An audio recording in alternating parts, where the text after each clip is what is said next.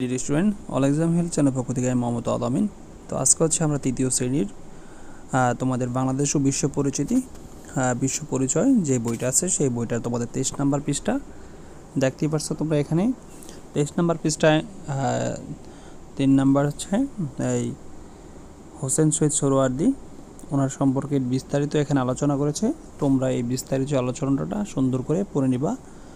পড়ে নেওয়ার পরে এখানে আমাদের কিন্তু 3টি প্রশ্ন দিচ্ছে, ভালো করে দেখতে পারছো। এখানে বলছে যে অনুচ্ছেদটি পরে নিচের প্রশ্নের উত্তর দাও। এখানে 3টা প্রশ্ন দেওয়া আছে, এই প্রশ্নের উত্তরগুলো আমরা তোমাদের আজকে সমাধান করে দিব। এবং নিচে বলা হয়েছে খ নম্বরে বলা হয়েছে যে উপরের অনুচ্ছেদটু পরে রাজনৈতিক নেতা হিসেবে হোসেন শহীদ সোহরাওয়ার্দীর অবদান লিখি।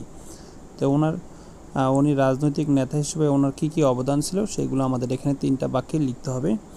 তো এখানে কিন্তু টোটাল আমাদের প্রশ্ন আছে, ভালো করে দেখে নাও। এখানে আমাদের 3টা প্রশ্ন আছে আর এখানে একটা প্রশ্ন, টোটাল 4টা প্রশ্ন। এই 4টা প্রশ্ন উত্তর দিব। চলো উত্তরে চলে যাই। তো এখানে কিন্তু দেখতে পাচ্ছ আমরা উত্তরগুলো সুন্দর করে লিখেছি। তো এখানে প্রথম যেই উত্তরটা সেটা একটু দেখে নাও। তোমরা প্রথম অনুচ্ছেদটি দেখো। প্রথম অনুচ্ছেদের 1 নম্বর যে প্রশ্নটা, এটা বলা হচ্ছে হোসেন শহীদ সোহরাওয়ার্দী কত সালে কোথায় জন্মগ্রহণ করেন। উত্তরটা এখানে দেওয়া আছে, দেখো। হোসেন শহীদ সোহরাওয়ার্দী 1892 সালে ভারতের পশ্চিমবঙ্গের মেদিনীপুর জেলার জন্মগ্রহণ করেন।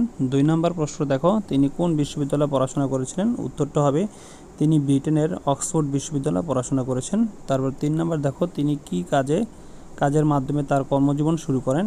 তো এখানে 3 নম্বর প্রশ্ন উত্তর হোসেন শহীদ সোহরাওয়ার্দী আইনজীবী হিসেবে তার কর্মজীবন শুরু করেন। তারপর খ নম্বর প্রশ্ন, উপরের অনুচ্ছেদটির উপরে রাজনৈতিক নেতা হিসেবে হোসেন শহীদ সোহরাওয়ার্দীর অবদান লিখি।